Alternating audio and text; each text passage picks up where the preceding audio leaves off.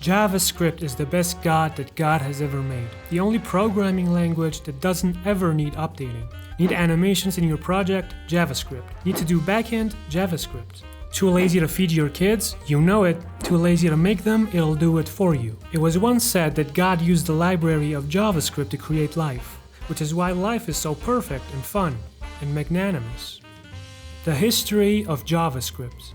In the year 1983, when volcanoes erupted and dinosaurs roamed the earth, internet was first invented, and 10 years later it was introduced to the public. Here's famous internet connoisseur, Mr. Allison, trying to explain the internet. Here's Allison. Can you explain what internet is? Giant computer network made up of started from it's a computer billboard, but it's nationwide, and it's several. The first browser was called Mosaic, and without JavaScript, surfing the web was more like playing a AAA game that just came out, only if it was just text and buttons. Get away from me! Why are you chasing me? Brendan Eich developed JavaScript in just 10 days in May 1995, although initially it was called Mocha, and thus JavaScript was approached. And only 6 years later, the Twin Towers were hit.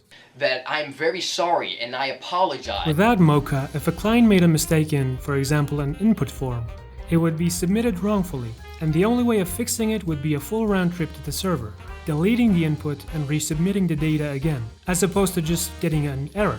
And with the slow-ass internet back then, a small mistake would pretty much be a death sentence. Pretty much. At first, one company, Netscape, tried using Java to circumvent this issue, but Mr. Eich thought it'd be a better idea to just make a new language. Mocha was similar to Java in terms of syntax, but it was more like glue than cement. Microsoft reverse engineered JavaScript and changed its name to JScript. Touché. There was now a problem. There were two versions of JavaScript, and developers were going skibbity. So ECMA got invited by Netscape because Netscape was too soft to battle MicroHard, and they defined a new scripting language called ECMAScript. It became the new standard. At the same time, snake-ass Microsoft was working on JavaScript and was refusing to cooperate with the ECMA. They had the Internet Explorer built on Mosaic spec and enjoyed 95% of the market. So they pretty much had all the say. Here in the timeline, you could write some Goombaya code and blame it on the ecosystem, just like we do today. Anyways, ECMAScript 2 and 3 were introduced in the late 1900s and added new features to the language. In 2005, Ajax was introduced to allow only important info to be sent to the server, instead of entire web pages, plus more features. It helped JavaScript gain more recognition and improved user experience by reducing load time. But then came Mozilla Firefox and they started using the standard version, the ECMA version. Google Chrome joined the battle and IE became more and more obsolete. Then ECMA 4 and finally 5 in 2009. The fifth version is when every player had to reach a consensus, and thus ECMA 5 became the GOAT and the father. ECMAScript is the standardization, and JavaScript, JScript, and others are the implementation. They follow a set of rules and standards and built on top of that. It's the law! In 2015, we got the JavaScript we're most familiar with today.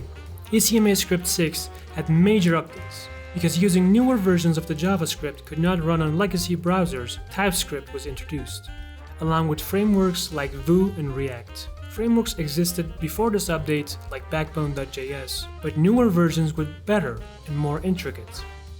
Are you struggling to choose whether you should learn JavaScript or not, or maybe asking yourself which framework is the best one? Well, the answer is that you don't really have a choice. It's like trying to move from Canada to Madagascar. You either go by ships and die of hunger, good luck finding any ships to Madagascar, or you parachute in, shitting your pants and screaming. Every programming language sucks and has its fallbacks. Being a programmer is about using required tools to solve problems, and JavaScript is highly required. Every programmer will at least be tempted to learn JavaScript, so go ahead and do so with no regrets. I've been your host Mano, and if you want to learn more about programming and JavaScript, subscribe and watch more videos. I'll see you very soon.